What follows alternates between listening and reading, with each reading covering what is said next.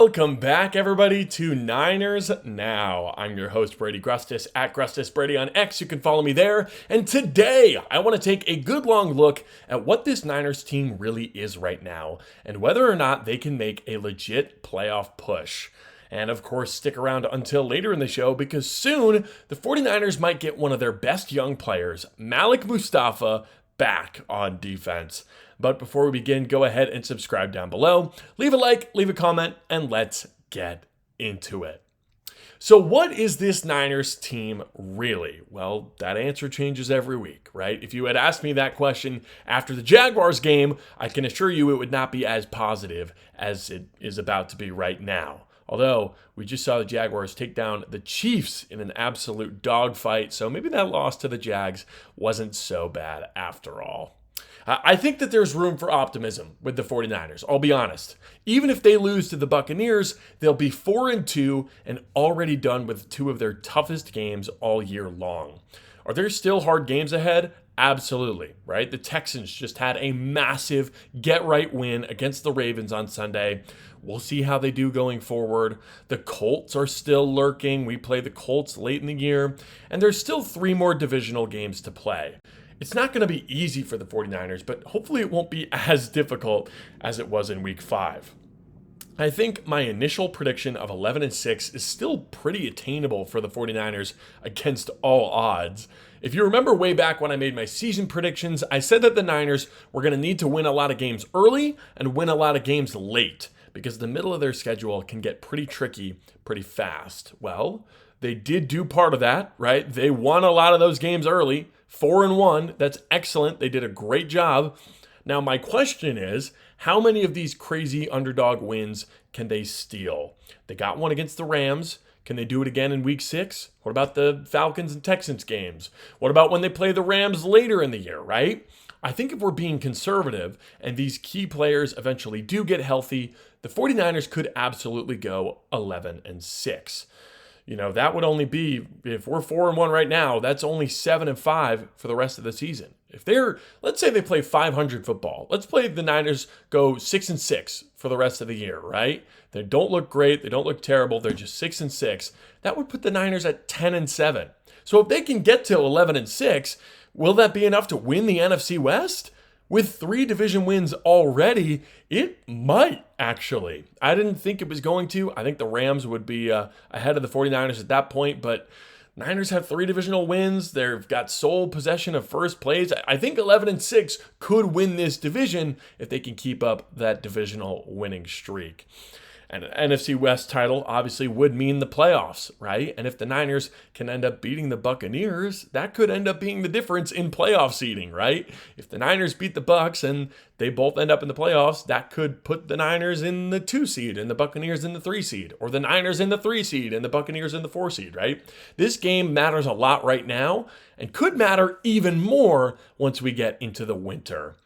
By the way, speaking of playoffs, the 49ers are 4-0 against NFC opponents and 0-1 against the AFC. Isn't that wild? Niners undefeated against their conference. It's great. Great stat. Doesn't mean a whole lot right now. I don't expect it to continue, in all honesty, but it's a pretty fun stat. Anyways, if the Niners do make the playoffs, I think they could certainly squeeze out a wild card win, maybe a win in the divisional round, but I'm confident in saying that they will not win or even make the Super Bowl without addressing the pass rush. Now, if they do, then we'll see, right? But right now, as it is, I think the pass rush needs to be fixed for the Niners to have any shot at a Super Bowl. But what do you think? Should the Niners just ride with the guys that they've got, or should they go make a move at the deadline? If they do go the more aggressive route, who should they go get? Leave your thoughts in the comments down below. Now, you can leave your thoughts. I'm going to leave my thoughts here in the video because I've got 3 more trade targets for the 49ers. And these are guys that I've all seen discussion about online, okay? This is kind of a fan's choice sort of episode of this trade target segment. There's been a lot of discussion about a couple of guys, right? And I just want to give my sort of thoughts on these big names that the 49ers could be targeting. Now, first up, it's not actually an edge rusher, but this is a defensive tackle. It's Jeffrey Simmons from the Tennessee Titans. I have seen a lot of people online talking about the Niners going to get Simmons, and I totally understand. He's one of the best defensive tackles in the NFL, and at 28 years old, he is still in his prime. While he's not currently grading out as a top run defender, Simmons has been dominating as a pass rusher this year. He is leading the NFL with a 90.8 PFF pass rushing grade and 25 pressures in 5 games this year. That leads all defensive tackles in the NFL as well. And even if you go away from PFF statistics, Simmons leads all defensive tackles in pass rush win rate at 19%. He's been unbelievably good so far this year. And yet, the Titans are having another horrendous season. They got the luckiest win I have literally ever seen against Arizona. They should be 0-5, in all honesty. Brian Callahan should not be an NFL head coach. If there was ever a time to sell, it might be right now for the Titans. And there's even a pretty convenient out for Simmons' contract. The Titans would save over $8 million by trading Simmons this year, and they would only take on $14.5 million in dead cap. For a guy who's paid as much as Simmons is, that's a really tradable contract. Simmons is signed for 2 low guarantee years after this one, so the team trading for him would have a lot of financial security as well. Simmons is playing really, really well. The Titans are terrible, and the contract is both long and fairly affordable for both sides. So the trade compensation will probably be pretty high. This feels like a really likely scenario for a trade.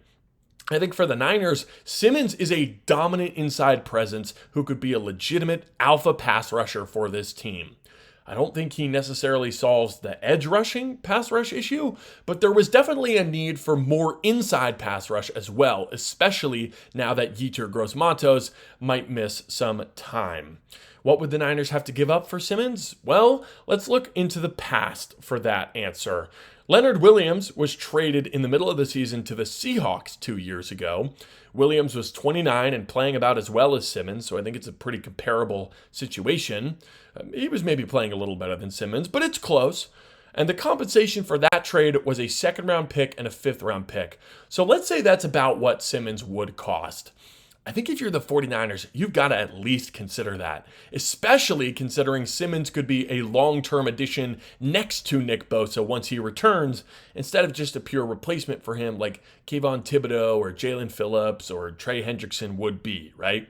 Like, imagine this. In 2026, the Niners could roll out Nick Bosa, Jeffrey Simmons, Alfred Collins, and Michael Williams on base downs. That is terrifying. And on 3rd downs, you could put Bosa out there with Simmons and Michael Williams and Bryce Huff. This move would absolutely return this defensive line back to elite territory for sure. Now, speaking of bad football teams, Miami just blew a 17-0 lead to the Panthers of all teams. God, the Dolphins absolutely suck. Their one win was against the Jets, who might be the only team in the NFL worse than they are. I love Mike McDaniel, seriously, but the team is falling apart. Tyreek Hill might be out for the next 2 years. It's really ugly in Miami, and I think they need a full reset.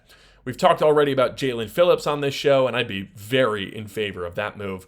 But I've also seen a lot of discussion online about Bradley Chubb and how the Niners could maybe pick him up as well. Chubb has been all right this year. He's got 4 sacks already in 5 weeks, which is great, but he's very inefficient. His pass rush win rate is only 8% on the year. That's one of the worst numbers in the NFL. I believe it's 52nd out of 57 eligible pass rushers. Trading for Chubb would definitely add a veteran to the edge room, which is nice, but he's not even a better pass rusher than Bryce Huff right now. Plus, Miami just reworked his contract this spring, and it would cost the Dolphins $22 million against the cap to get rid of him. And that doesn't even factor in the $35 million of dead cap that they'd have to eat. So this is kind of like the opposite of the Simmons situation, in my opinion. Chubb has not exactly wowed in his game so far, and his contract is nearly impossible to trade this year. I would be against the 49ers making a move for Bradley Chubb, even for like a 5th-round pick. I just don't think it's smart. I think the Simmons move makes a lot more sense. Now, I've got one more name to discuss that I've been seeing online, and that is Max Crosby of the Las Vegas Raiders. If the Niners were able to swing a trade for Crosby, I would never question John Lynch ever again. Full stop. Crosby is one of the 5 best edge rushers in the NFL. He might legitimately be better than Nick Bosa, and I do not say that lightly. I know just how good Nick Bosa is. Crosby might be better. The top tier of pass rushers in the NFL is a very exclusive club to me, and Crosby's no doubt a part of that club. He is an absurdly good pass rusher. He is violent and disruptive as a run defender, and he has the perfect mentality for this 49ers defense. He's a trash talker. There are 2, maybe 3 players in the entire league who would do a better job than Max Crosby of filling in for Nick Bosa, and that is Myles Garrett, maybe Micah Parsons, and maybe TJ Watt. Like, Max Crosby is in that type of conversation. Crosby is better than Trey Hendrickson, and he would be, unfortunately, way more expensive.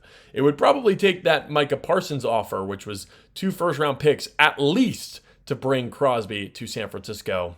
And if I were John Lynch, I'd honestly probably do that deal. I think 2 first-round picks straight up is pretty cheap for Max Crosby. The Packers obviously had to throw in a player, Kenny Clark, to get Micah Parsons. You may expect something similar in a potential Max Crosby trade, but regardless, securing another elite edge rusher for the Niners immediately puts the team back in Super Bowl conversations, and it turns 2026 into must-see TV.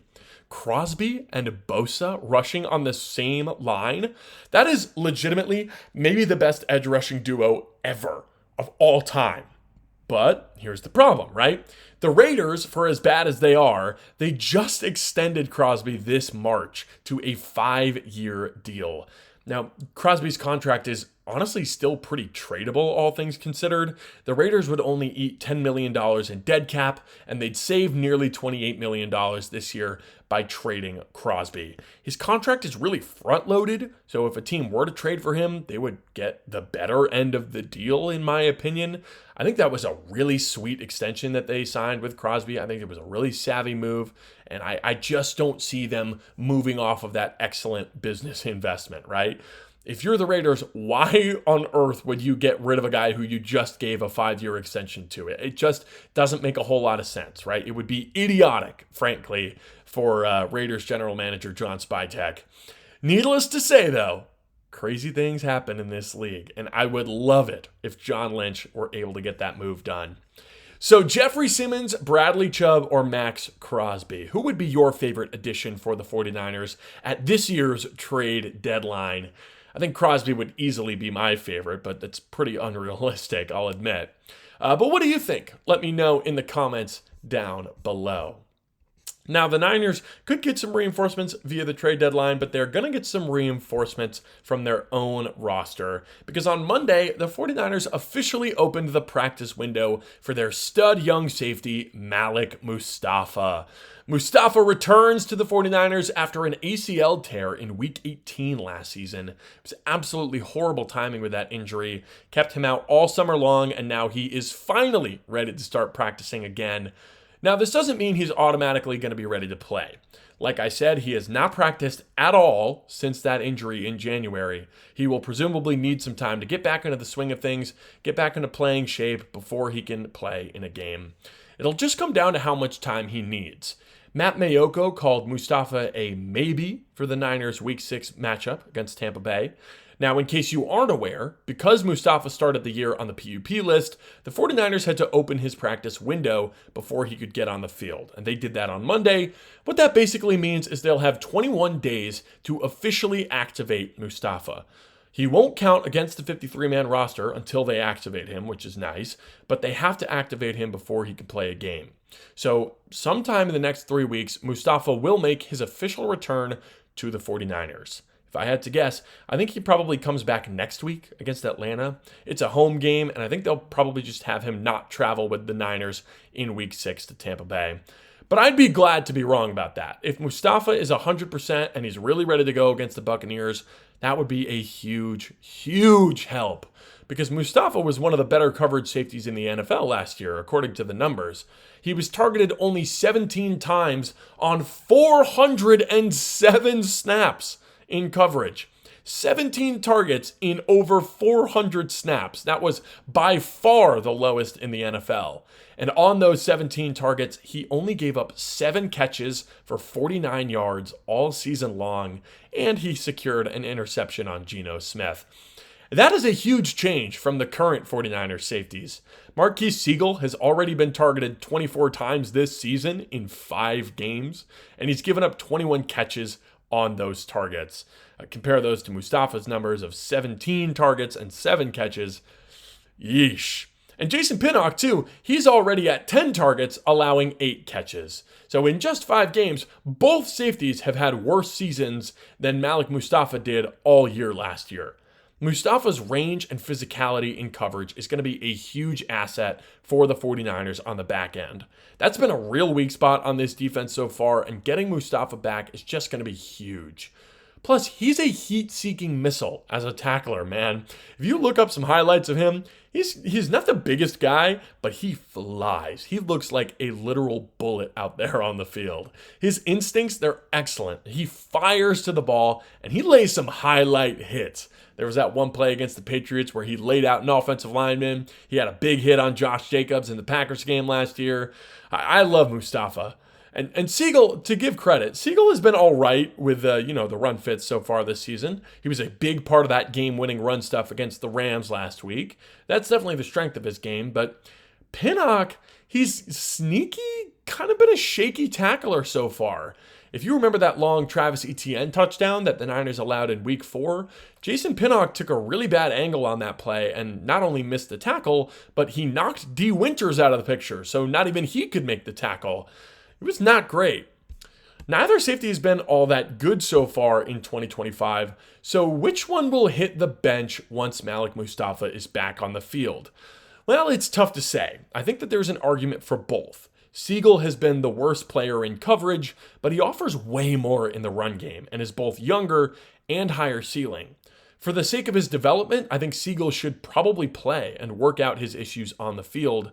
However, if you want to prioritize winning for a 4-1 football team, maybe you play Pinnock. He's been better in coverage, and he's got way more experience not only in solid defense, but in the NFL in general. It's a bit of a tricky decision from the outside looking in, but I think if it were up to me, I would keep Siegel out on the field and bench Jason Pinnock when Mustafa is healthy. I think you've got to lean into the things that make this defense exciting, right? The youth and the run defense. We saw those 2 aspects of the team contribute to a huge win against the Rams last week, right? Guys like Michael Williams, Alfred Collins, CJ West, Upton Stout, D. Winters. These are all young guys who have been instrumental in fixing this run defense. Mustafa and Siegel are 2 guys who can do that too. Siegel's strength is that run defense. He reminds me a lot of Mustafa in that way, and I think having both of those guys out there could really do some wonders for the run defense, which has already been a strength of this Niners defense. But what do you think? Who should get that other starting safety spot? Jason Pinnock or Marquise Siegel? Let me know down below, leave a comment, leave a like, and let me know if there's any topics that you'd like to see me cover. Thank you all for watching, and subscribe for 49ers videos 5 days a week. I'm Brady Grustas at Grustas Brady on X. This has been Niners Now, and I'll see you tomorrow.